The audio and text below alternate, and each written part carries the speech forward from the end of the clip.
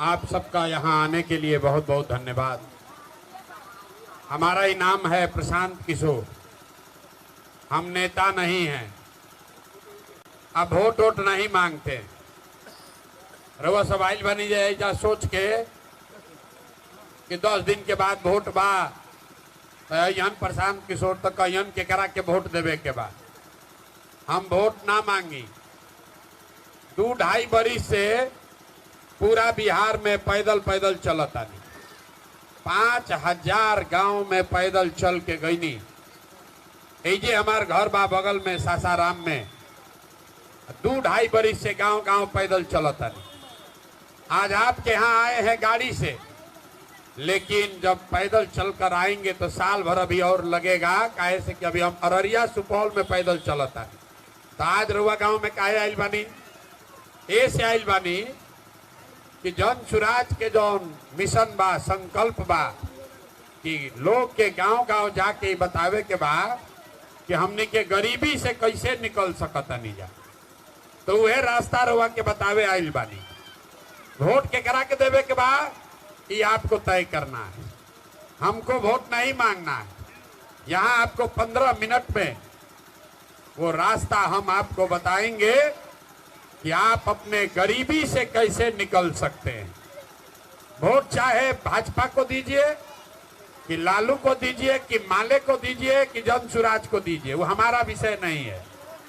हमारा विषय ये है कि आपको ये बताएं कि आप अपने गरीबी से कैसे निकल सकते हैं। जे हमारा बारे में तनी मनी जाना था, लोग कहता है कि जे बड़का बड़का जरा के नेता जानता नहीं, प्रधानमंत्री मुख्यमंत्री, ये लोग हमसे आता है सलाह लेने के लिए कि चुनाव कैसे लड़ल जीतल जाओ। वो काम हम 10 बरिस करत रही।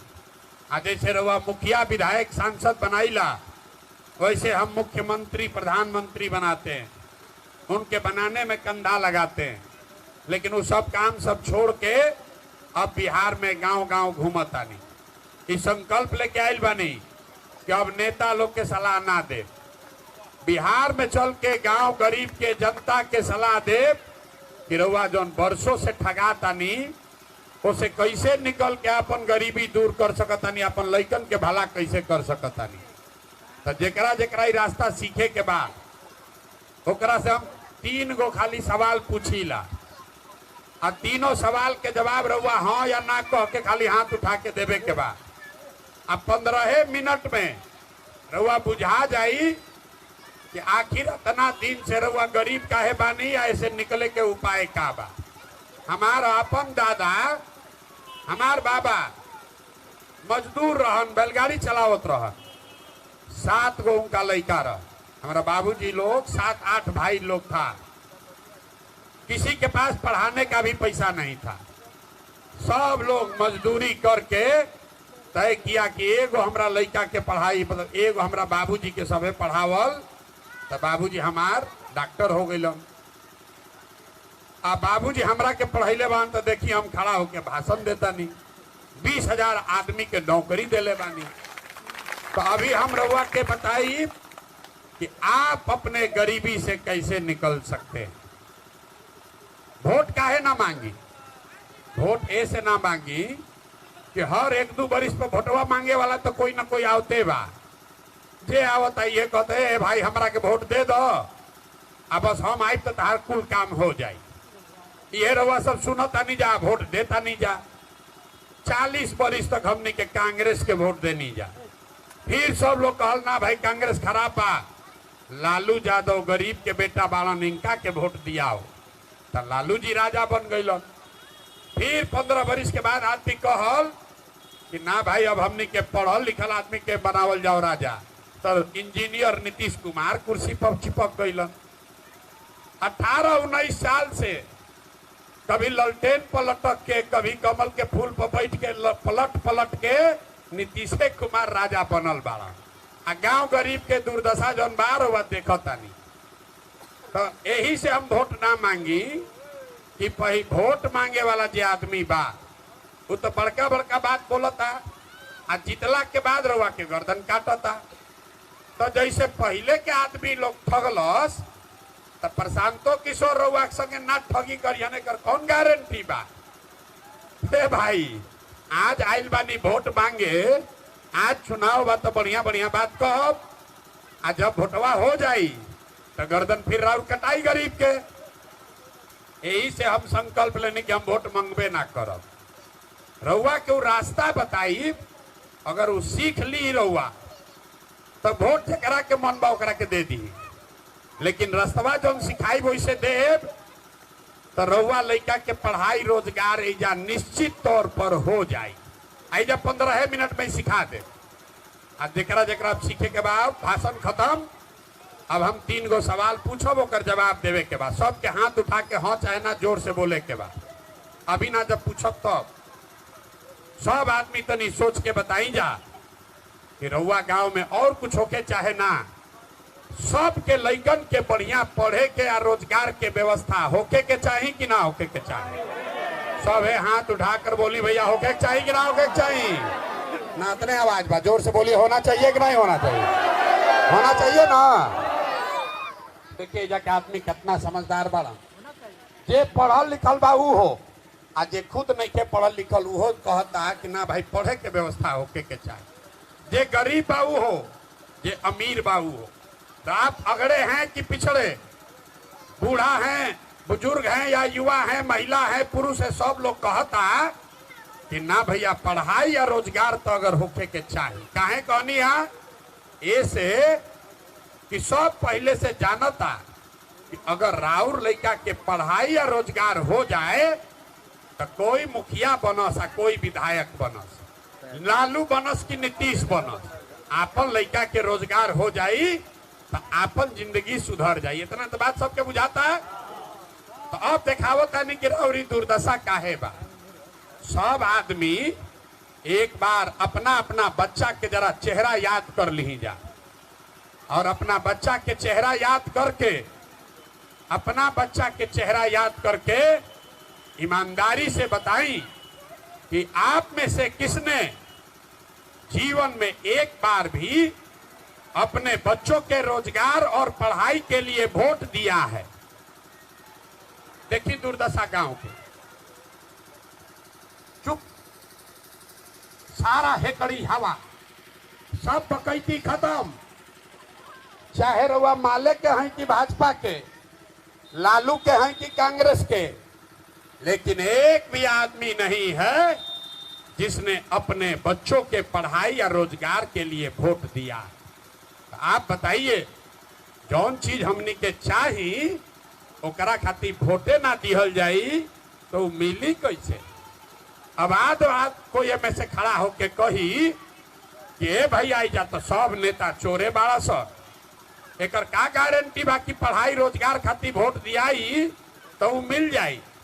हम रउआ के लिख के देता नहीं, हम आपको लिख के देते हैं, आप वोट जिसको भी दीजिए, अभी आपके आंख के सामने दिखेगा कि आपके बच्चे को पढ़ाई रोजगार मिलेगा ही मिलेगा। हम दूसरा सवाल पूछते हैं, उसका उत्तर दीजिए। आज तक आपने जिस नेता को, दल को वोट दिया, वो नेता लोग आपका और आपके बच्चों का काम किया है कि नहीं किया है? हथवा उठा कर बोले के बाद जोर से बोलिए, किया है कि नहीं किया है? जोर से बोलिए, किया है कि नहीं किया है? नहीं किया है। देखिए सब गांव के आदमी कहले बा पीछे हटे के नहीं थे, वीडियो में रिकॉर्ड भइल बा। गांव भर के आदमी कहलस कि ना भैया जेकरा के भी वोट देनी जा, कुल नेता के आज तक कोनो कोई कामे ना कैलस। तब हम गिनवावे शुरू करतानी, सही बात बोलब तो हाँ बोलब जा, आ गलत बोलब तो ना बोल दे। पूरा बिहार में, रउआ गांव पंचायत में भी बहुत सारा आदमी 5 किलो अनाज के लालच में मोदी जी के भाजपा के जाके वोट दे लेबा। तब बिहार में चाहे जितना चोरी भ्रष्टाचार बा, 1 किलो चोरी करके 4 किलो अनाज यहाँ के गरीब को मिल रहा है कि नहीं मिल रहा है? मिलता ना।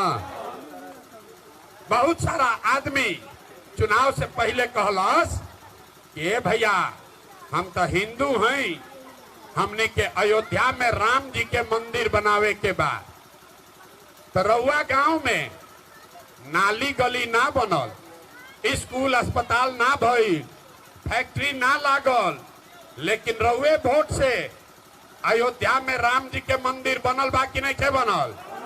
अरे हाथ उठा कर बोलिए, मंदिर बना है कि नहीं बना है? बहुत सारा आदमी कहल कि ना भाजपा के ना दिहल जाई, हमने के दिहल जाई नीतीश कुमार के। लालू जी के राज में अभी मुखिया जी कहत रहन सड़क ना रहे, बिजली पानी ना रहे, तो लोग कहल कि नीतीश कुमार सड़क बिजली लाइल बाड़न तो नीतीशे के वोट दियाई।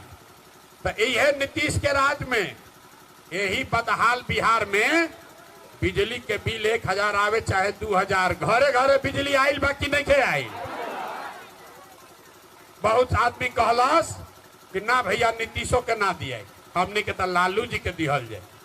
लालू जी आइल रहन तो गरीब के आवाज देलन, पिछड़ा के गरीब के आवाज देलन।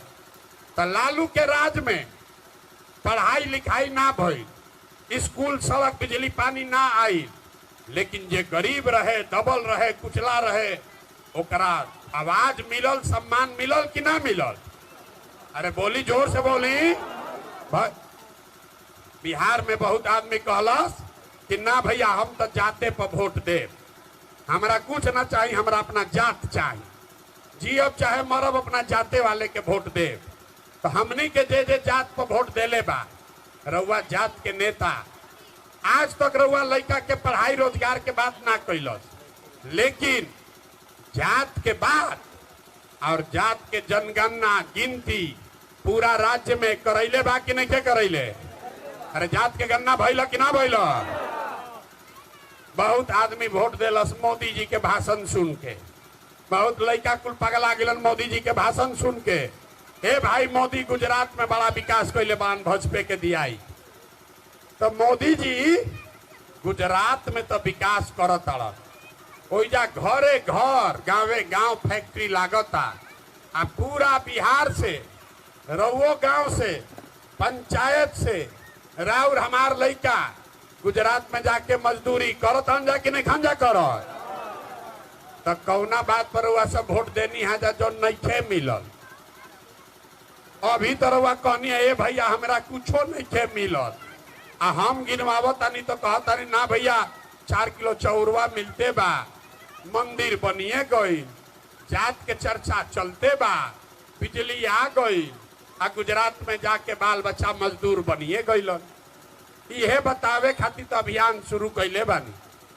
वोट वोट ना मांगी, गाँवे गाँव जाके ये बतावतानी कि बोई जा बबूल तो आम कहाँ से खाइल जाई, वोट दियाई 5 किलो अनाज पर तो रोजगार कहाँ से भेटाई, वोट दियाई जाति के नाम पर तो लइकन के पढ़ाई कहाँ से हुई, वोट दियाई 5 किलो मुर्गा भात खा के तो लइकन के भला कैसे हुई। यही खातिर पैदल पैदल गाँवे गाँव घूमतानी, जाके गाँव में हाथ जोड़तानी। अरे भाई, अगर आप अपना और अपने बच्चों का चिंता नहीं करोगे तो दुनिया में कोई नेता, कोई दल आपके बच्चों का चिंता नहीं करेगा। काहे करेगा? जब रउआ अपन लड़का के चिंते नहीं थे तो लालू, नीतीश, प्रशांत किशोर अब मोदी राउर लड़का के चिंता काहे करी? अब अभी देखावत नहीं रउआ के। अंतिम सवाल तीसरा, एक बाद गरीबी से निकाले के वो मंत्र सिखाई। तीसरा सवाल आपसे पूछ रहे हैं, आपको दिखेगा आपके बर्बादी का असली कारण। सब आदमी सोच के बताइए, और कुछ हो या ना हो, आपको अपने बच्चों की चिंता है कि नहीं है? जरा हथवा उठा कर बताइए, बस लइकन के चिंता बा कि नहीं थे? बा भैया, हम रवा कहता सब गांव के आदमी झूठ बोलता, सब आदमी झूठ बोलता।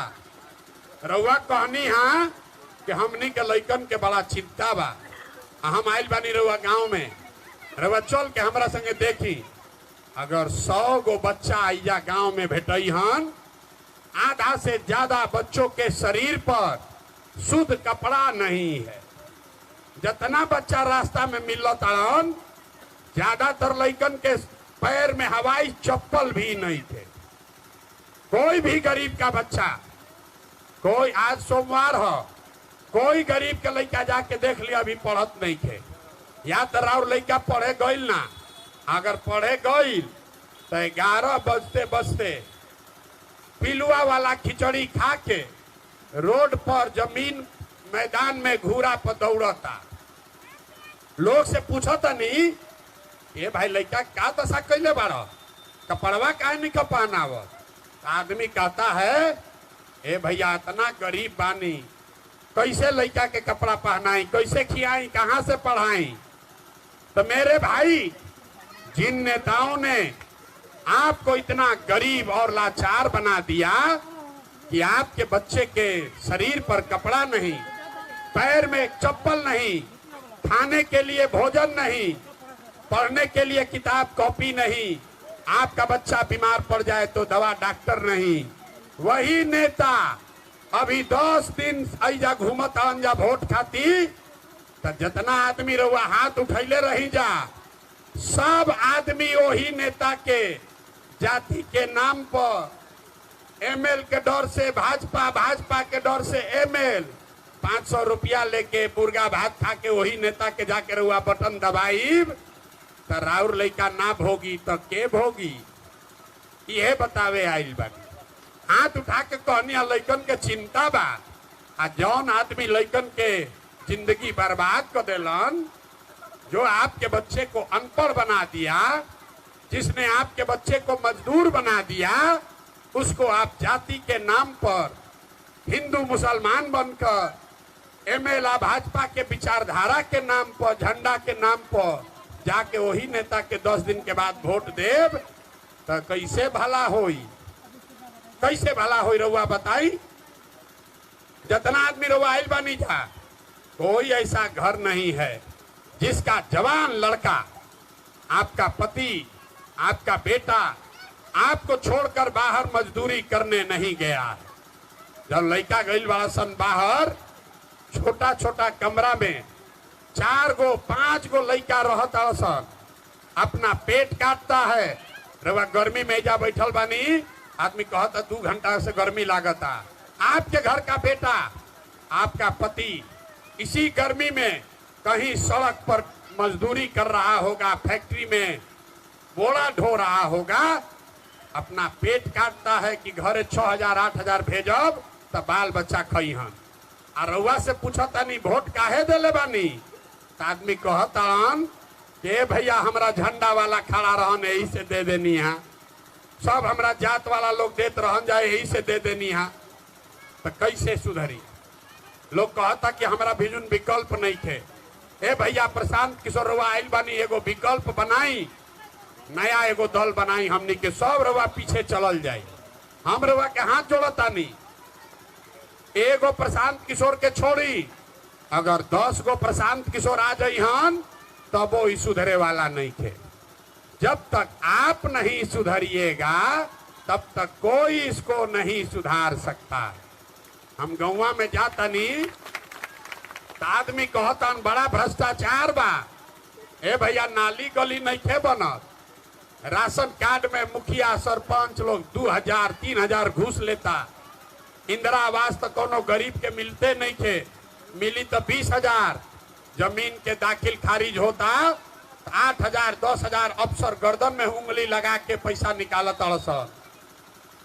सब आदमी बात जानता, तो लेकिन जेकरा जेकरा बुझाता कि बड़ा चोरी बा बिहार में, याद करी 3 बरिस पहले मुखिया के चुनाव भई। जहिया चुनाव रहे मुखिया के तो 500-500 रुपया लेकर वोट बेचे आप, मुर्गा भात खा के जात के नाम पर वोट दिए आप। तो आपका नेता चोर नहीं होगा तो हरिश्चंद्र होगा। जब 500 रुपया में वोट बेचोगे तो आपका नेता चोरे न होगा भैया। अरे आपको तो चोरी भी नहीं करने आ रहा।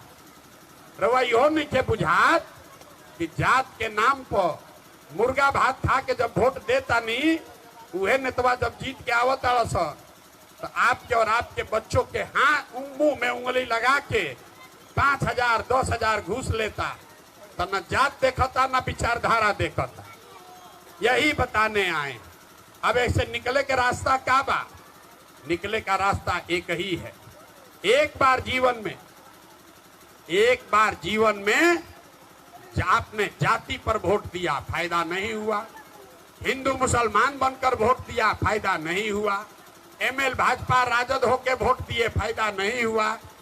एक बार जीवन में वोट अपने बच्चों के लिए दीजिए, अपना बच्चा के लिए। काहे से गिरवा सब का कहनी आ जा अपना लइकन के नाम पर सभे कहल कि भैया सब चीज खातिर वोट देनी जा। आज तक अपना लइकन के पढ़ाई रोजगार खातिर वोट ना देनी, अनाज खातिर वोट देनी तो अनाज मिलता, बिजली खातिर वोट देनी, बिजली आ गई, मंदिर खातिर वोट देनी, मंदिर बन गई। गुजरात में विकास खातिर वोट देनी, गुजरात में विकास होखे लागल। तो वोट चाहे लालू के दी कि नीतीश के कि मोदी के, जौना काम खातिर वोट देनी वो काम हो रहल बा। एक बार अगर अपना लइकन के पढ़ाई रोजगार खातिर वोट देव तो उहो होई, चाहे वोट कोई के दी। यह बात बतावे खातिर पैदल पैदल घूम रहल बानी। तो अभी आइल बा चुनाव, हम अभी पैदल चलत रही, एगो गांव में एगो हमरा हजाम भेटल ऐसे ही सभा में। तो कोई कहले भैया बहुत होशियार आदमी बा, एकरा से पूछी बात। तो पूछने के भाई बताओ 35 साल से लालू नीतीश के राज बा, एमे जनता के का फायदा नफा नुकसान भई? तो कहलस के भैया हम तो हजाम हई। अपने भाषा में बताई कि दोनों के राज में जनता के कुछ फायदा नहीं के भाई, जनता के हजामत दोनों के राज में पूरा पूरा बनल बा। फर्क अतने बा कि लालू के राज में जनता के हजामत अपराधी सब बनावत रहस, और नीतीश भाजपा के राज में जनता के हजामत अधिकारी सब बैठ के ऑफिस में बना रहल बाड़ा सब। जैसे लालू जी के राज में रात होत रहे तो गन लगा के अपराधी लूटता था।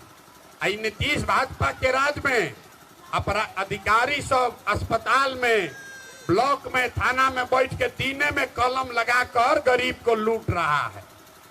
और जैसे लालू जी के राज में अपराधी सब डराता नहीं था, जा जरा जौन मन हो करिए, हम तो बदमाशी करबे करब। उहे हाल अभी नीतीश के राज में अधिकारी सबके बा, जौन मन होके तौन करिए, हम पैसा लेबे करब। तो जनता को कोई लाभ नहीं मिला है। तो अभी रास्ता है, अभी 10 दिन के बाद चुनाव बा, ये दोनों जना के झाड़ू मार के रउआ सब बाहर करी जा। दिवाली में हमनी के लक्ष्मी जी के बुलावे खातिर का करी ला जा? दिवाली में सब आदमी लक्ष्मी जी को बुलाने के लिए लक्ष्मी का पूजा करता है। लक्ष्मी का पूजा न होला ना, लेकिन बतावल बा कि पूजा होई तो लक्ष्मी जी ओकरे घरे अहन जरा घरे सफाई रही। तो जितना कूड़ा करकट जमा भइल बड़ा सन, चाहे एमएल के हो कि भाजपा के कि लालू के कि नीतीश के, एक बार झाड़ू उठाइए, आई सबको पहले साफ कीजिए, तब 25 में बढ़िया जनता के राज बनी, न तो जान बचे वाला नहीं थे। ये आपस में लड़ा के सब के मुआ दिह सब। राउर जिंदगी तो जौन भइल तौन भइल, अब वो सुधरे वाला नहीं थे। अब रउआ पढ़ लिख के डॉक्टर इंजीनियर ना बन सकी, लेकिन अभी से भी सुधर जाई तो कम से कम लइकन के जिंदगी सुधर जाई। आ ना सुधर तो ये आपस में भाजपा वाला डेरवाई रुआ के एमएल से, आ एमएल वाला लोग कहेंगे कि हमरा के ना देबा वोट तो भाजपा वाला आ जाइए सर। अरे भाई, अब की हाली दोनों के प्रणाम कर लिहल जाओ, दोनों के प्रणाम कर लिहल जाओ भैया। अब बहुत हो गई, तू लोग जा। अब तू लोग के सफाई के समय आ गई, अब जनता के राज चाहिए। तो यही खातिर प्रशांत किशोर अभियान शुरू कैले बाड़। 25 में जब भी जनता के राज बनी, एक 3 गो संकल्प बा, याद रखी। साल भर के अंदर राउर नाली गली बनो चाहे मत बनो, स्कूल अस्पताल जब सुधरी तब सुधरी, लेकिन साल भर के अंदर जितना राउर लइका सवांग गइल बासन बाहर मजदूरी करे ओकरा के वापस बुला के एजे 10-12 हजार रुपया के रोजी रोजगार के व्यवस्था करके दिहल जाए। ये होके के चाहिए कि ना होके के चाहिए? होके के चाहिए ना। तो अभी छठ आ गइल, छठ में घर के सवांग सब हन, तो एकरा ओकरा के एके गो बात बता दे। अगला बरिस छठ में, अब के हालिना 25 में छठ में जब आपके घर का सवांग वापस आएगा तो उसको 10-12 हजार के मजदूरी के लिए फिर घर परिवार छोड़ के ओकरा के बाहर ना जाए पड़ी। ये पूरा संकल्प बा जन सुराज के। आप पार्टी करो चाहे मत करो, प्रशांत किशोर के नाम नंबर याद रखी, ना हो तो हमार गर्दन पकड़ो। दूसरा संकल्प, हम गांव गांव घूमनी तो देखनी बूढ़ा आदमी के बड़ा कष्ट बा बिहार में। अब वो पढ़ियो ना सकेलन, आ शरीर थाक गइल बा, मजदूरियो नहीं थे होत। आ नीतीश कुमार 400 रुपया के भीख देता पेंशन के नाम पर। तो जनता के जब राज बनी तो अपना अपना आंचल में बांध ली, लिख ली कागज में, दिसंबर 2025 से जब ही जनता के राज बनी तो जितना 60 वर्ष से ज्यादा उम्र के महिला पुरुष बा ओकरा के 400 रुपया ना 2000 रुपया महीना पेंशन के व्यवस्था जरूर कर दिहल जाए। होके के चाहिए ना भाई। आ एगो अंतिम बात, अंतिम संकल्प, जितना गरीब बाड़न ओकर लइका के बड़ा दुर्दशा बा। 50,000 करोड़ रुपया, याद रखिए, 50,000 करोड़ रुपया गरीब के बच्चा के पढ़ाई के नाम पर सरकार खर्चा करता। आ 50 गो गरीब के बच्चा पढ़त नहीं था। तो जनता के जब राज बनी तो एक संकल्प बा कि 15 वर्ष से कम उम्र के जेकर जेकर बच्चा बा ओकरा पढ़ाई खातिर सरकारी स्कूल जब तक ना सुधरी तब तक आपको ये अवसर है, अपना बच्चा को प्राइवेट अंग्रेजी स्कूल में भेजिए और उसका फीस सरकार के ओर से दिया जाएगा। होके के चाहिए ना भाई। गरीब के बेटा भी अंग्रेजी स्कूल में पढ़े के चाहिए ना, चाहिए कि ना चाहिए बताई। हमनी के पढ़ल बानी जा तब ना अंग्रेजी बोलता नहीं जा। आपका बच्चा जब पढ़ेगा तब घर में लक्ष्मी आई हन। जब तक सरस्वती ना आई हन तब तक लक्ष्मी का निवास नहीं हो सकता है। तो जब तक लइकन के पढ़ाई ना होई तब तक की कर्म कष्ट खत्म ना होई। 4 किलो अनाज जीवन भर भी देत रही कोई तो गरीबी खत्म ना होई। रोजगार अगर 10,000 के मिल जाई तो अपना मन से रोआ जाके अनाज खरीद ले। तो लाखों रुपया का वोट है 4 किलो अनाजे दे के मोदी जी ले जाता रहा। अतना चालाक आदमी बाड़न, 4 किलो अनाज देलन आ लाख रुपया के वोट भोरा में भर के ले गई। तो अब की हाली ये संकल्प लीजिए, एक रुपया के संकल्प दिलावता नहीं। जिन नेताओं ने आपके बच्चों का हक मारा है, आपके पेट पर लात मारा है, आपके बच्चों को अनपढ़ मजदूर बनाया है, तो चाहे आपके जात का है कि आपके दल का, उसको वोट नहीं देना है। नहीं देना है ना भाई। अथवा उठाकर बोलिए, देवे के बा कि नहीं देवे के? जौन जौन लुटले बन जाए लोग के वोट देवे के बा कि नहीं देवे के? नहीं देवे के ना। तक केकरा के वोट देवे के बा ना, हमारा के देवे से ना हुई। हम अपना के वक्त पहले कहनी वोट ना मांगो। अब की हाली एक बार संकल्प लियाओ कि बहुत बार नेता के बेटा लोग के वोट दिया गई, एक बार अपना अपना बेटा खातिर वोट दियाओ।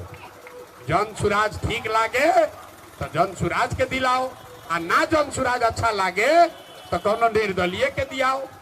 उहो अच्छा नहीं लागत तो नोटा के दियाओ।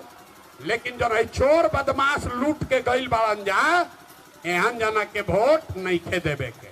नहीं खे देवे के ना। ये बात ठीक बा ना? कुछ गलत बात नहीं कहत, सहमत बानी जा ना? लेकिन राउर गांव बहुत बड़ बा, हम अइनी यहाँ बोलावे सबके बोलैले बानी, सबे आइल नहीं थे। तो जे नहीं थे आइल तो ओकरा के जगावे समझावे के काम के करबा राउर बा। तो ई संकल्प लीही, अगर बिहार में जनता के राज बनावे के बा आपन लइकन के पीठ पर से बोड़ा हटा के स्कूल के बस्ता बांधे के बाद तो अपना अपना लइकन खाती वोट करी जा, यही खाती हाथ जोड़ के कहे आइल बानी।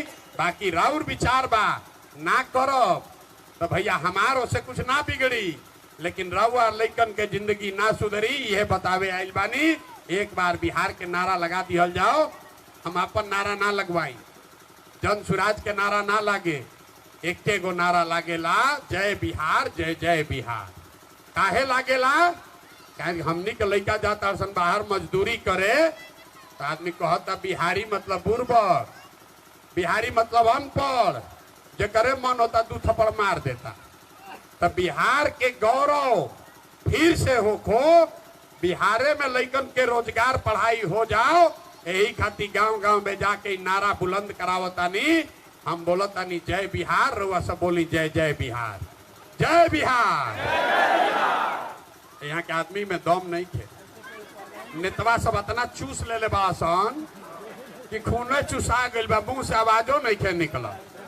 जय बिहार, जय बिहार, जय बिहार। अब आप रउआ जी में छोड़ के जाता नहीं, ए गांव से कौनो बदमाश चोर बाहुबली के वोट नहीं के देवे के। हमनी के वोट अब की हाली अपना अपना लइकन खाती देवे के बाद यह समझावे आइल बानी। ठीक लागे तो आशीर्वाद दी, ठीक लागी तो आशीर्वाद दी। गाँव गाँव अभी हमारा 2 बरिस पैदल चले के बाद, आ ना ठीक लागे तो कोनो बात नहीं के। हम वोट ना मांगनी, हाँ पैसा चंदा ली ना, लेकिन गांव गांव घूम के आशीर्वाद मांगता नहीं। काहे?